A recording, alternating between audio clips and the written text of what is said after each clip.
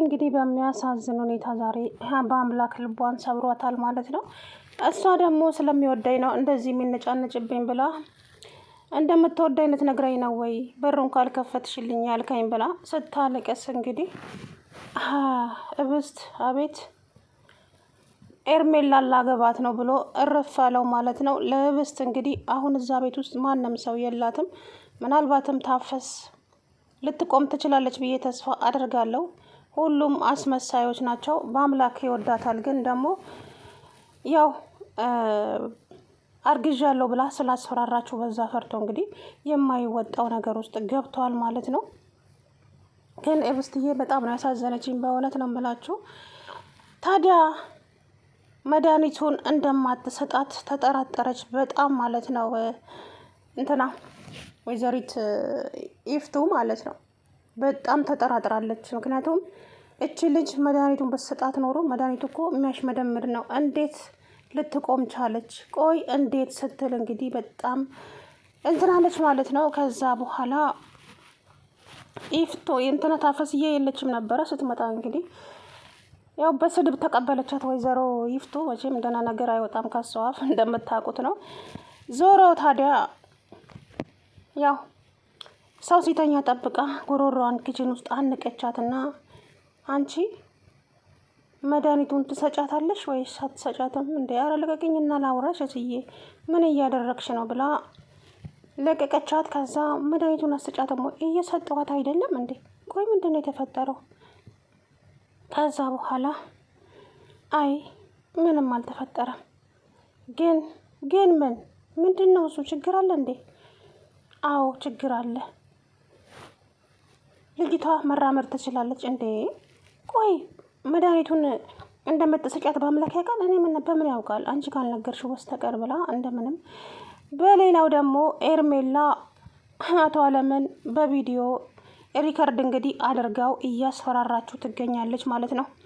ሁሉንም ነገር ለሚስትህ እነግርልሃለሁ፣ የምፈልገውን ገንዘብ የማትሰጠኝ ከሆነ ተናግሬያለሁ እያለች እንግዲህ እያስፈራራችሁ ትገኛለች ማለት ነው። እሱም ታዲያ እሱ እንኳን ይበለው የስራው ነው።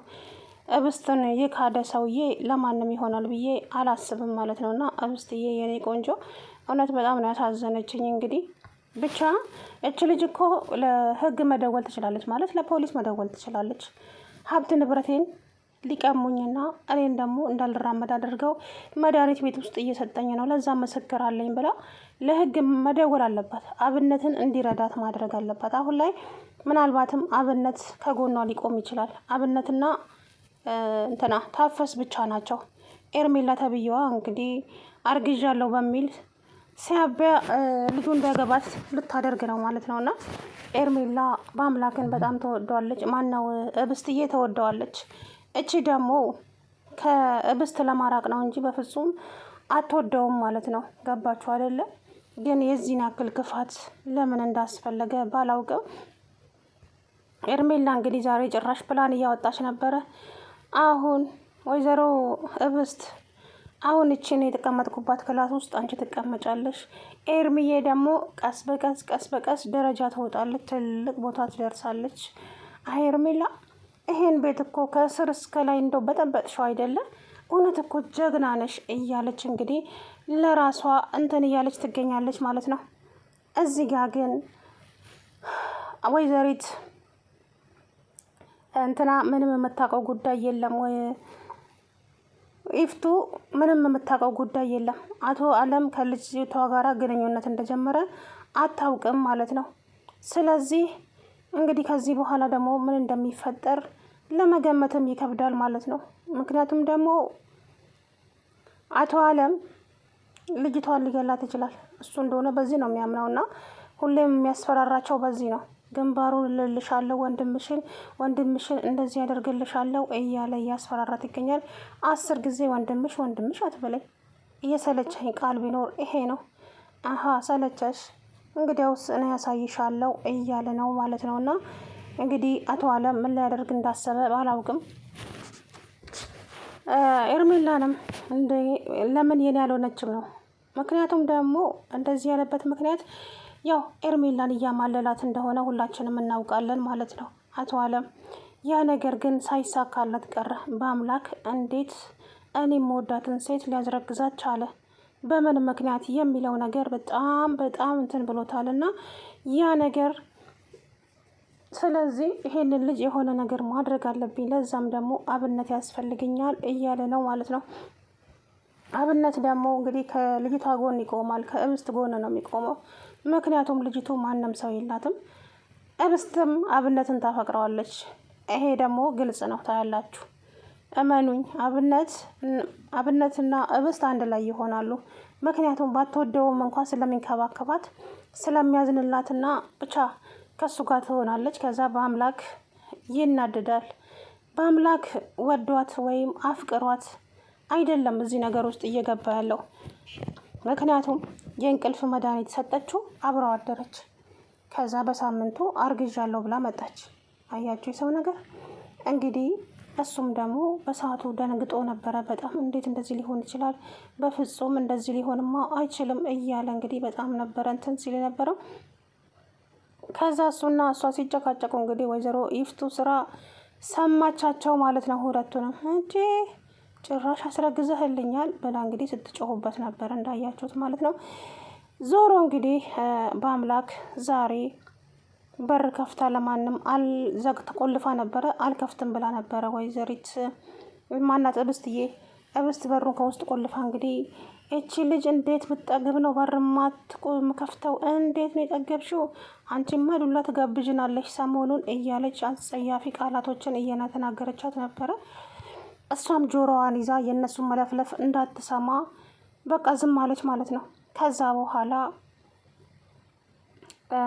በአምላክ ለእንትና ቢደውልም በፍጹም አብነት አያነሳለትም ስልክ። አብነት እባክህን ዛሬ በጣም አስፈላጊ ነገር ነውና ስልክ አንሳልኝ እባክህን ቢልም አብነት የሱን ስልክ ላያነሳ እንግዲህ ለራሱ ቃል ገብቷል መሰለኝ። በፍጹም ስልኩን ሊያነሳለት አልፈለገም ማለት ነው።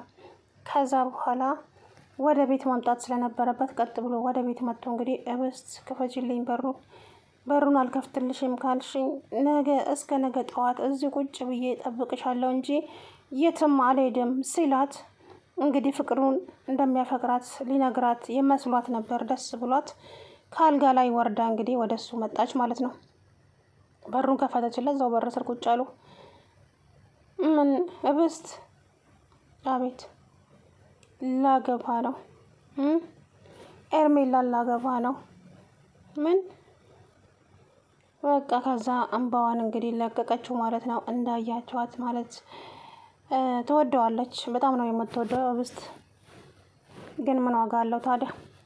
አንዳንድ ሰዎች በሰው መሀል ይገቡና የሰውን ሕይወት ያመሰቃቅላሉ ማለት ነው። ልክ እንደ ኤርሜላ አይነቷ ራስ ወዳድ ማለት ነው። ስለዚህ አቶ አለም ዛሬ ምን አለ? በጣም ያስገረመኝ ንግግር ነውና ልጅቷ ጠግባለች። በር ቆልፋ አልከፍትም ብላለች። እንዴ እኔንማ ልክልኬን እኮ ነው የነገረችኝ።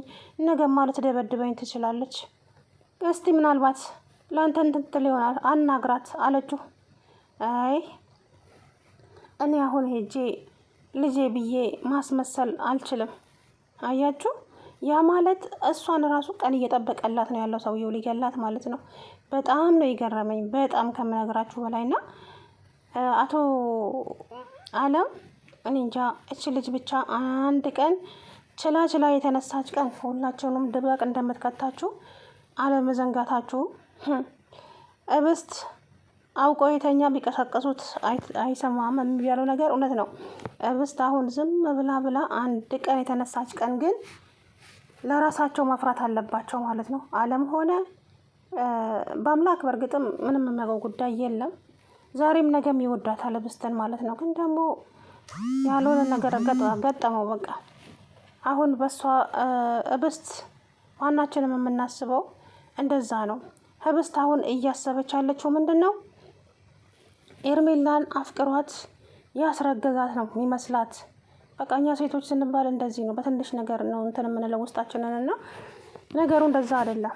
ግን ያ ከመሆኑ በኋላ በፊት በትዕግስት ግን ቀረብ ብሎ የሚጠይቀው ሰው ቢኖር ቆይ እንዴት እንደዚህ ታደርጋለህ? ለምንድን ነው? በምን ምክንያት ነው ቢሉ ሊናገር ይችላል ይሄ ልጅ ማለት ነው። ግን ያው መናገር አልፈለገም። በሰዓቱም በአብነትም ጠይቆት ነበረ። ነገሩ እንግዲህ ተወሳስቧል። ዞሮ እንግዲህ ከዚህ በኋላ ምንም የሚፈጠር ይመስላችኋል? በቃ የህብስትና የእንትና ከዚህ በኋላ ያው ይቆማል ሁሉም ነገር ማለት ይቆማል ስላችሁ ህብስት ትጠላዋለች። አሁን አብነትን ማነው በአምላክን በጣም ነው የምትጠላው። ምክንያቱም እኔ እየወደድኩት እንዴት ጓደኛዬን ያፈቅራል፣ እንዴት ጓደኛዬን ሊወድ ይችላል የሚለው ጥያቄ ውስጧ ይፈጠራል። ስለዚህ ትወስናለች ውሳኔ ማለት ነው። እና ብቻ ህብስት እያሳዝናኛለች። ህብስት እንደምንም ብላ ድና ከዚህ ጋር ተፈናፍና ተነስታ ወደ ህግ መሄድ አለባት። ህግ ሄዳ እነኚህ ሰዎች ሊገሉኝ ነው፣ የማይሆን መድኃኒት እየሰጡኝ፣ እንደውም ሰራተኛዋ ናት እየቀየረች ሌላ መድኃኒት እየሰጠችኝ እንድንቀሳቀስ የረዳችኝ ብላ ልትናገር ትችላለች። በዛ ሰዓት ሁላቸውም የእጃቸውን ያገኛሉ ማለት ነው። ልጄ ምናምን እያለ እየሻወዳት የሚገኘው ሰውዬ ማለት ነው። እና ብቻ በጣም ነው እኔ እንጃ። አቶ አለም ዛሬ የእውነት የገረመኝ እኔ ልጄ ብዬ ማስመሰል አልችልም አላለም። አያችሁ የራሱ ልጅ ስላልሆነች እኮ ነች ልጁ አይደለችም። በእርግጥም ሰላም ውድና የተከበራችሁ የቻናሌ ቤተሰቦች እንዴት ናችሁ? አለሁ ደህና ነኝ። እንግዲህ በአምላክ ኤርሜላን ላገባት ነው።